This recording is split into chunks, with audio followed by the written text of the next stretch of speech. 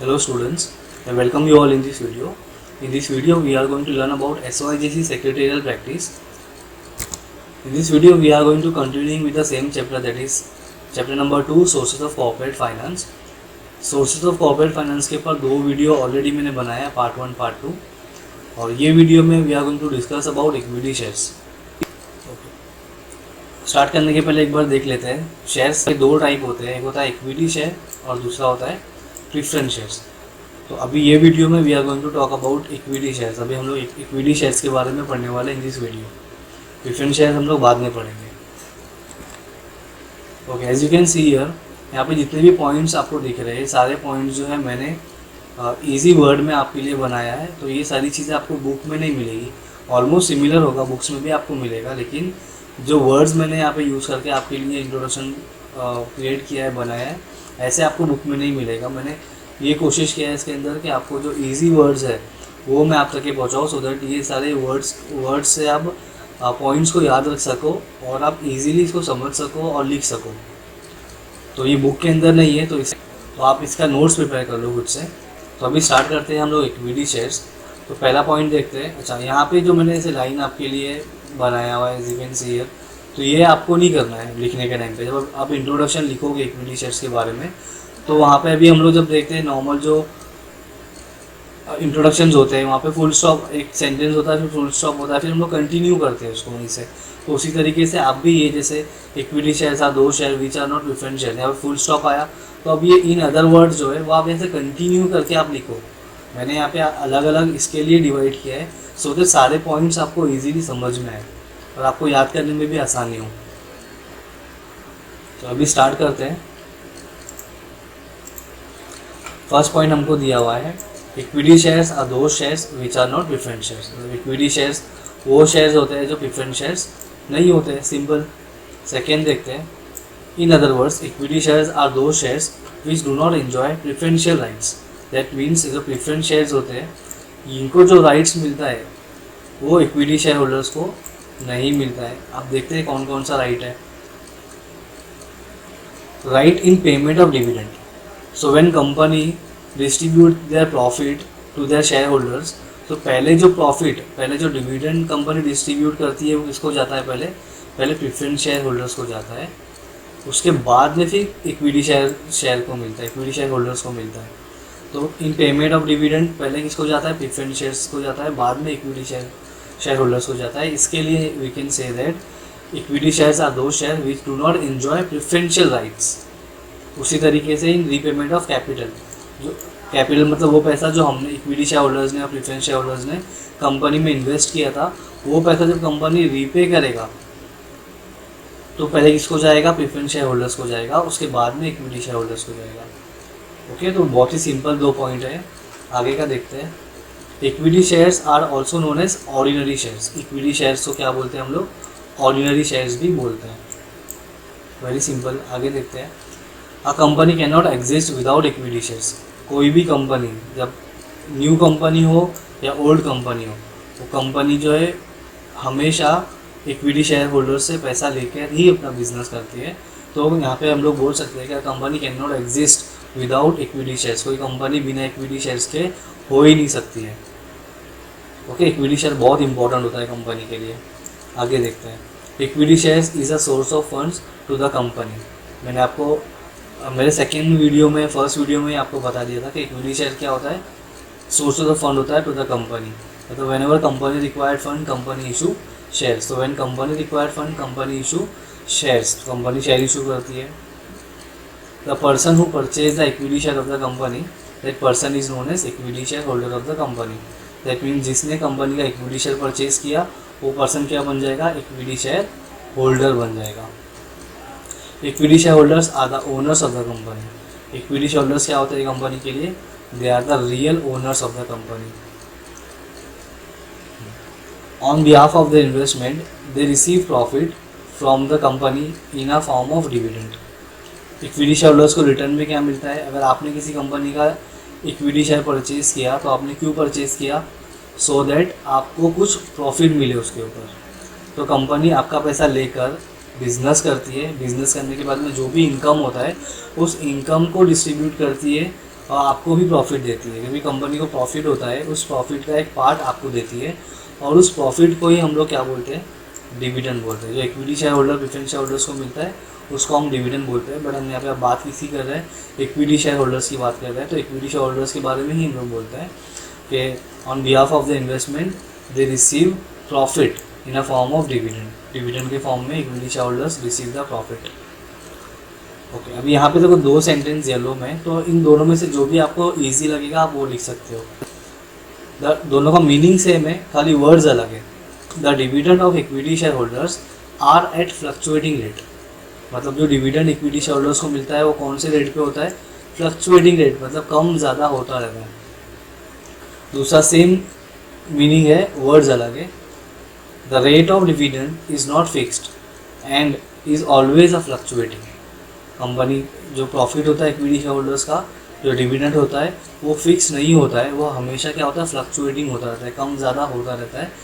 मतलब as per the profit and loss of the company equity share holders receive the dividend. बस इतना आपको याद रखना है।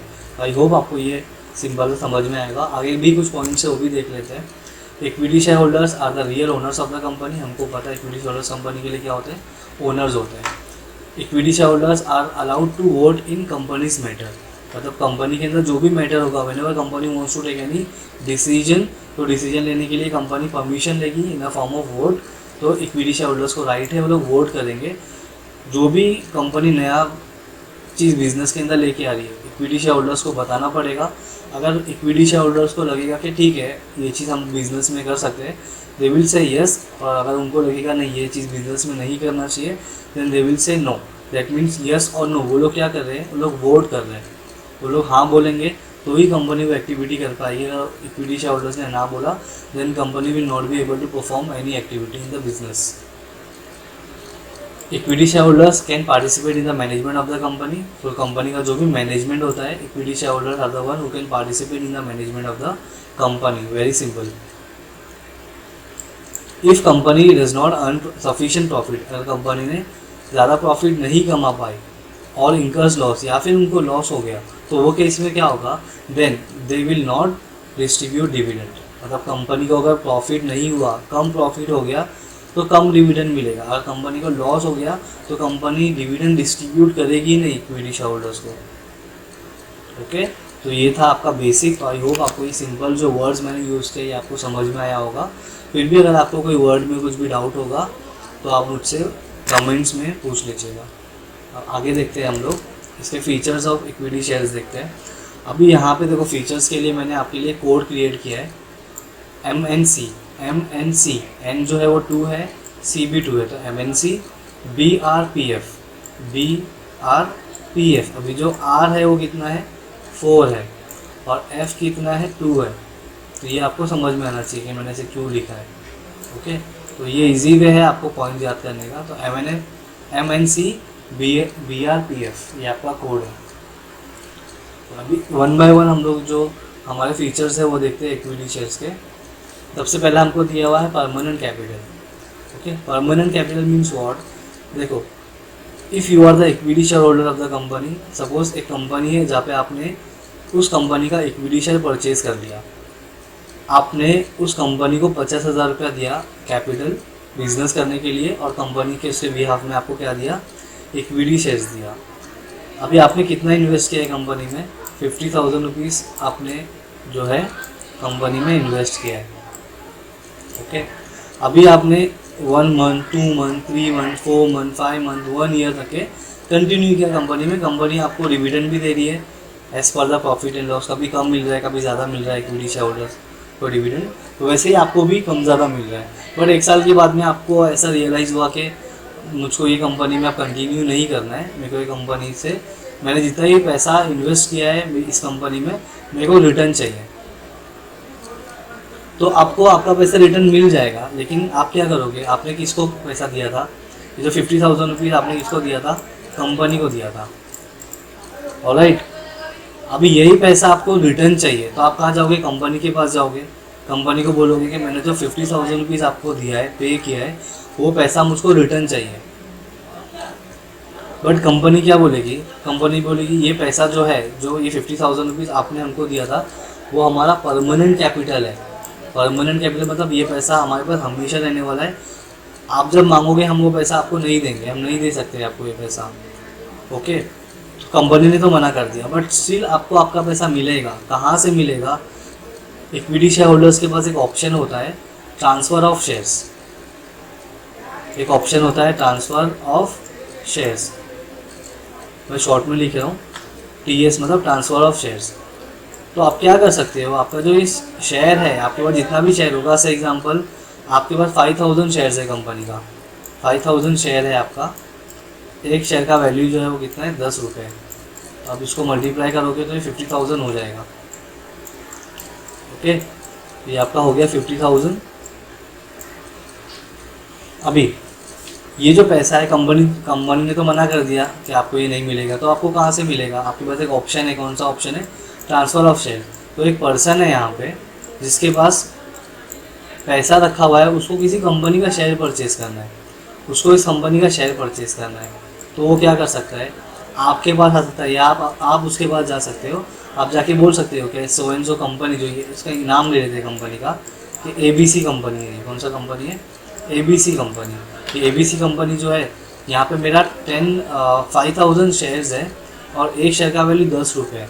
तो ये पर्सन बोलेगा ठीक है, तो एक काम करो, जितना भी शेयर्स है आपके पास, ये पूरा का पूरा मुझको ट्रांसफ़र कर दो, मुझको बेच दो, सेल कर दो। तो आप क्या करोगे? ये 5000 शेयर, जो एक शेयर का वैल्यू कितना है, 10 रुपये है फेस वैल्यू, तो आप ये पूरा इसको दे दोगे और रिटर्न में आपको कितना रुपया दे देगा? 50,000 रुपीज़ दे देगा। ओके, मतलब आपको आपका पैसा मिल गया, कंपनी ने नहीं दिया, किसी और ने दिया। ओके, जब तक कि आपके पास ये शेयर्स था, आप कंपनी के शेयर होल्डर थे, बट आपने अभी क्या किया? ये पूरा का पूरा शेयर मिस्टर M को भेज दिया। इसका नाम मिस्टर M ले लेते हैं। तो मिस्टर M को आपने भेज दिया पूरा शेयर्स। अब आप जो हो वो कंपनी के ओनर नहीं हो। अब ओनर कौन है कंपनी का? कौन शेयर होल्डर है कंपनी का? Mister M। ओके, तो ये ऐसे पूरा प्रोसीजर होता है। इसके लिए कंपनी इसको बोलती है परमानेंट कैपिटल। सिंपल सी बात ये है कि कंपनी ने अगर आपसे एक बार पैसा ले लिया तो company through out the life time of the company will not repay your amount. कब आपको मिलेगा आपका पैसा? जब भी कंपनी का वाइंडिंग अप होगा, मतलब जब भी कंपनी का क्लोज डाउन होगा, कंपनी जब बंद हो जाएगा, वो टाइम पे कंपनी अमाउंट रीपे करेगी। ओके, उस टाइम पे जो भी कंपनी का शेयर होल्डर होगा उसको पैसा मिलेगा। ओके, तो आई होप आपको ये समझ में आया होगा कि इसको परमानेंट कैपिटल क्यों बोलते हैं। तो पहला पॉइंट हमारा जो है वो क्लियर हो गया। अभी हम लोग सेकेंड पॉइंट देखते हैं। फर्स्ट पॉइंट हो गया, सेकेंड पॉइंट देखते हैं क्या है? Fluctuating dividend. Okay, when you talk about equity shares और प्रेफरेंस शेयर्स, तो हमने पहले ही पढ़ा था इक्विटी शेयर होल्डर्स का जो डिविडेंड होता है वो कैसा होता है? Fluctuating rate of dividend. और जो प्रेफरेंस शेयर होल्डर्स का होता है वो होता है फिक्स रेट ऑफ डिविडेंड। लेकिन अभी हम क्या देख रहे हैं? हम देख रहे हैं इक्विटी शेयर्स के बारे में, राइट। तो इक्विटी शेयर होल्डर्स का जो डिविडेंड होता है वो कैसा होता है? फ्लक्चुएटिंग रेट ऑफ डिविडेंड, मतलब as per the profit and loss of the company. If company earn high amount of profit, then company will distribute high amount of dividend to their equity shareholders, and in case of company occurred loss, then equity shareholders must have to bear the loss as well. Okay, तो ये आपका fluctuating dividend होता है। I hope आपको समझ में आ गया होगा। आगे देखते हैं rights. Okay, when you talk about equity shares, तो हमने देखा था person who purchase the equity share, that person is known as equity share holder. और इक्विटी शेयर होल्डर कंपनी का क्या होता है? They are the owners of the company. Equity shareholders are the owners of the company. तो अब ये owners है तो उनके पास कुछ राइट्स भी होंगे। तो देखते हैं क्या क्या राइट है। सबसे पहला राइट जो है वो है वोटिंग राइट, कि कंपनी में जो भी कंपनी को डिसीजन लेना होगा तो कंपनी को इक्विटी शेयर होल्डर से पूछना पड़ेगा, और इक्विटी शेयर होल्डर्स बोलेंगे यस और नो, तो वो लोग वोट करेंगे। जो ज़्यादा लोग ने, जो मेजोरिटी वोट आएगा यस में, तो कंपनी वो डिसीजन लेगी, और अगर ज़्यादा लोगों ने नो बोला देन कंपनी को वो डिसीजन लेने नहीं मिलेगा।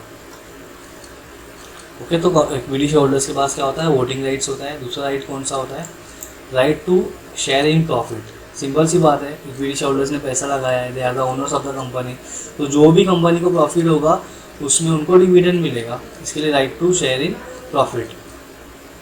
Right to inspect books. अभी जो कंपनी के स्टेचुटरी बुक्स होते हैं और जो भी मेमोरेंडम ऑफ एसोसिएशन होता है, आर्टिकल ऑफ एसोसिएशन होता है, कंपनी के जितने भी डॉक्यूमेंट्स होते हैं, जो भी बुक्स होते हैं, so equity share holders has the right to inspect all the books of the company.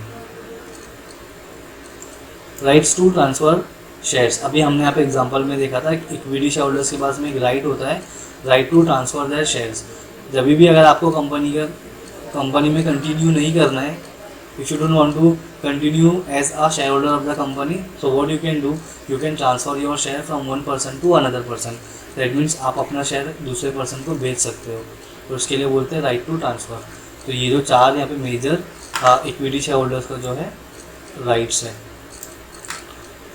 No preferential right, तो हमने यहाँ पे देखा था जब इक्विटी शेयर होल्डर्स और प्रेफरेंस शेयर होल्डर्स दो लोग होते हैं, तो इक्विटी शेयर होता है, दूसरा प्रेफरेंस शेयर्स होता है। ओके, अभी equity in repayment of dividend, जब कंपनी को प्रॉफिट होगा, कंपनी डिविडेंड डिस्ट्रीब्यूट करेगी, तो जब भी कंपनी डिविडेंड डिस्ट्रीब्यूट करेगी तो पहला प्रेफरेंस किसको जाएगा, प्रेफरेंस शेयर होल्डर्स को जाएगा, इक्विटी शेयर होल्डर्स को पहला प्रेफरेंस नहीं जाएगा।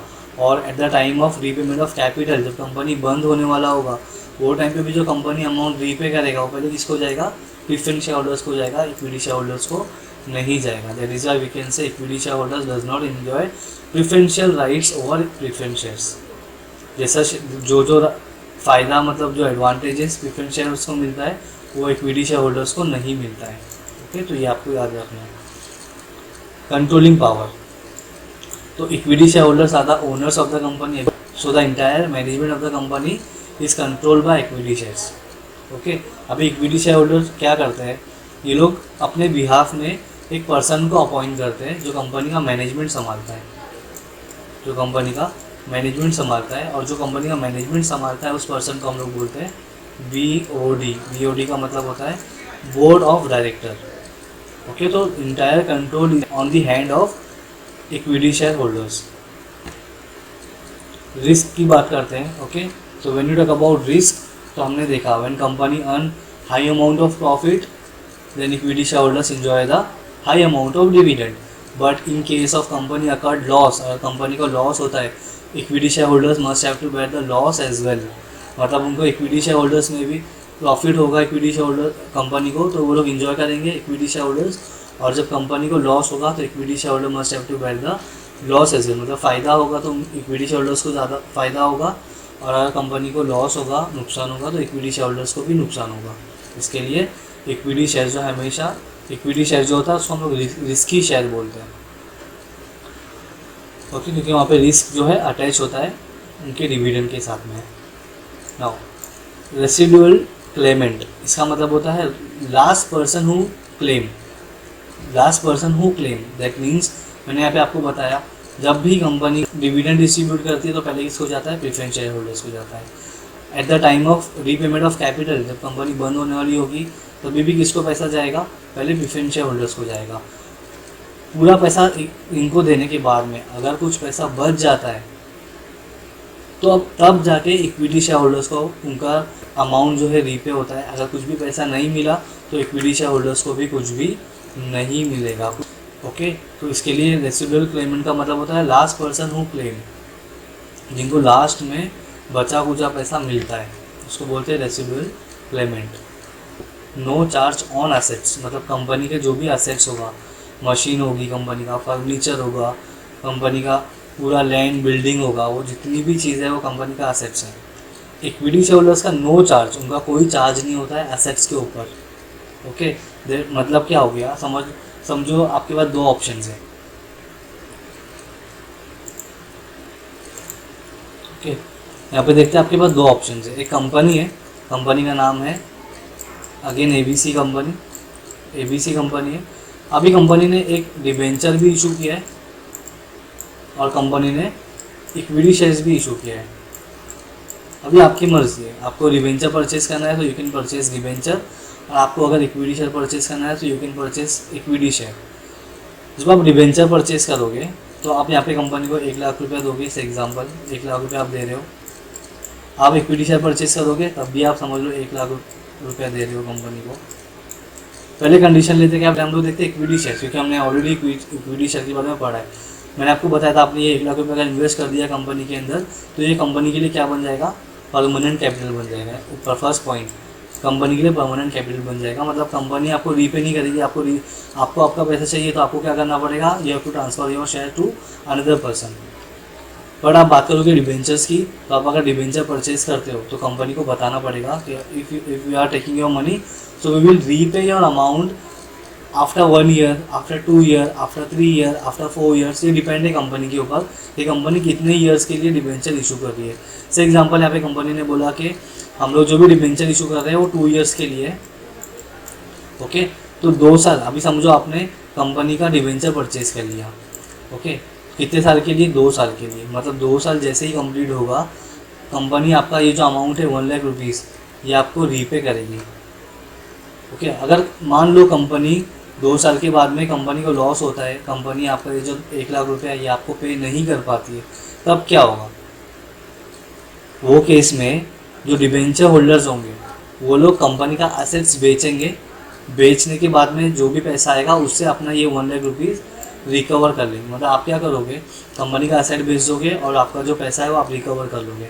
मतलब आपका डिबेंचर होल्डर्स का जो है वो चार्ज होता है एसेट्स के ऊपर, but when you talk about equity share holders उनका एसेट्स के ऊपर चार्ज नहीं होता है। ओके, तो आई होप आपको ये पॉइंट समझ में आ गया होगा।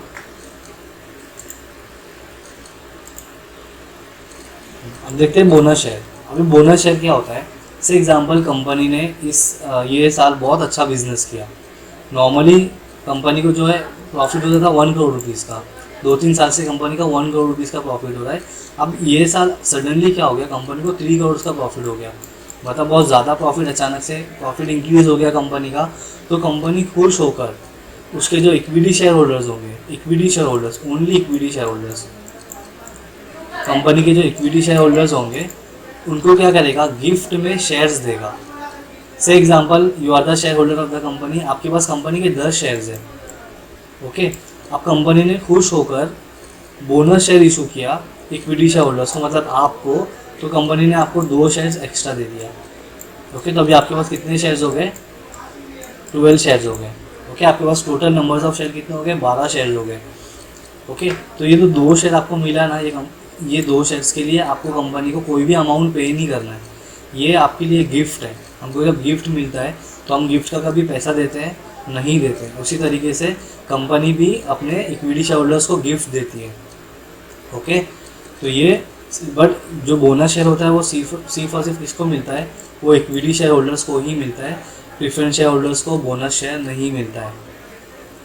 ओके, आई होप आपको ये पॉइंट समझ में आया होगा। चलो आगे देखते हैं, राइट इशू। ओके, अभी बोनस शेयर जो था वो तो गिफ्ट था, कंपनी को ज़्यादा प्रॉफिट हो गया था, इसके लिए कंपनी ने उसके इक्विटी शेयर होल्डर्स को एज अ गिफ्ट शेयर दे दिया। अब यहाँ पे सेकेंड एग्जांपल लेते हैं, कंपनी है ABC। ओके, ABC कंपनी है। अब ये कंपनी का एक ब्रांच मुंबई में है, अभी जो करंटली ब्रांच है कंपनी का वो मुंबई में ऑलरेडी है। अभी कंपनी ने प्लान किया कि हमारा जो ये ABC कंपनी है इसका सेकेंड ब्रांच हम लोग कहाँ ओपन करते हैं, पुणे में करते हैं। ये डिसाइड कर लिया कंपनी ने कि we are going to open 1 more branch in Pune. तो वहाँ पे जाके सब देखा, लैंड, बिल्डिंग, कितना मशीन हमको लगेगा, कितना एक्सपेंस आ रहा है, तो टोटल अमाउंट हमको मालूम पड़ गया। से एग्जांपल वो बिज़नेस स्टार्ट करने के लिए हमको 5 करोड़ रुपीज़ लगने वाला है। पुणे में नया ब्रांच स्टार्ट करने के लिए वी रिक्वायर्ड 5 करोड़ रुपीज़। अब ये 5 करोड़ रुपीज़ जो है ये कंपनी को चाहिए to open a new branch in Pune. अभी ABC कंपनी के पास में ऑलरेडी 2 करोड़ रुपीज़ था पहले का रिजर्व जो था, जो कंपनी ने प्रॉफिट बचा के रखा था अपना, 2 करोड़ रुपीज़ कंपनी के पास था। बट स्टिल कंपनी को कितना चाहिए, 5 करोड़ रुपीज़ चाहिए, मतलब company required more 3 crore rupees, 3 crore rupees company को और चाहिए to open 1 more branch in Pune. अब ये केस में क्या होगा, कंपनी क्या करेगी, फिर से शेयर्स इशू करेगी। ओके, कंपनी का सोर्स ऑफ फंड क्या है, शेयर्स। कंपनी शेयर इशू करेगी, तो ये जो शेयर इशू करेगी तो सबसे पहले कंपनी किसको अपॉर्चुनिटी देगी to purchase the shares,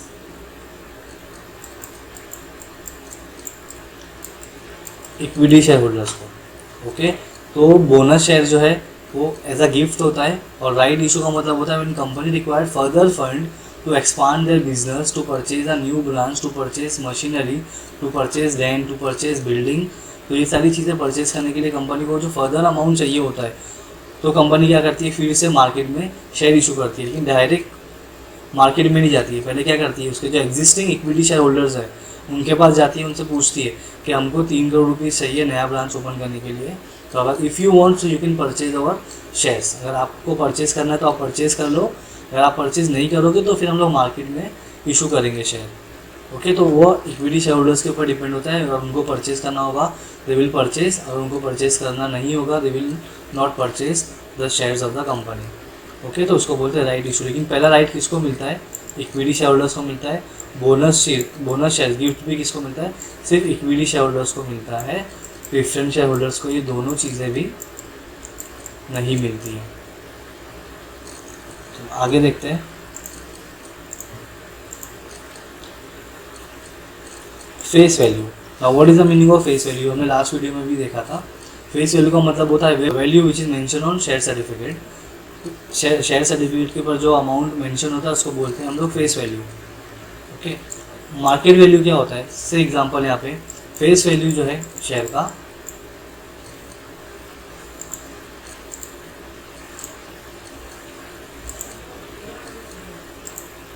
face value जो है शेयर का वो है ₹10।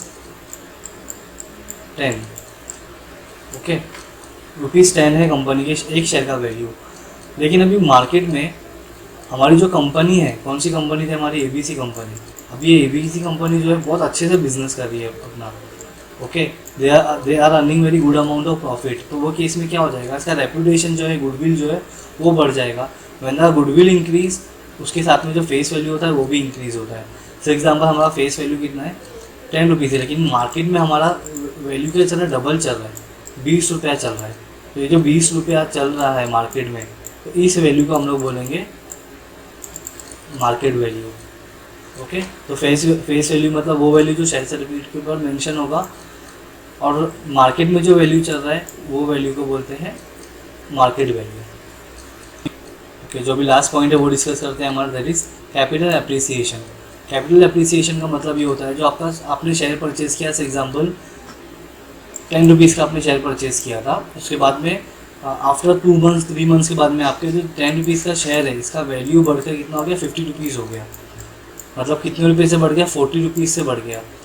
तो कैपिटल एप्रिसिएशन कब होता है, when the market value of shares increased. जब आपके शेयर का मार्केट वैल्यू इंक्रीज होता है then you can say capital appreciation. So अभी हमने टोटल 13 पॉइंट जो है वो डिस्कस किया है। अभी इसका जो PPT है, इसका जो मेन पॉइंट्स है वो मैं यहाँ पे आपको बता रहा हूँ। आप वीडियो को स्टॉप करके ये सारे पॉइंट जो है अपनी नोट बुक में लिख सकते हो। तो पहला point, permanent capital, fluctuating dividend, rights, then no preferential rights, controlling power, risk, then 7 point है हमारा residual claimant, 8 point no charge on assets, 9 point bonus issue, point number 10 right issue, point number 11 face value, point number 12 market value, and last point number 13 capital appreciation. तो ये जितने भी points हैं आप इसको देखकर अच्छे से एक बार लिख लो, और आपको कुछ भी डाउट होता है तो you can ask me. Till then, thank you very much.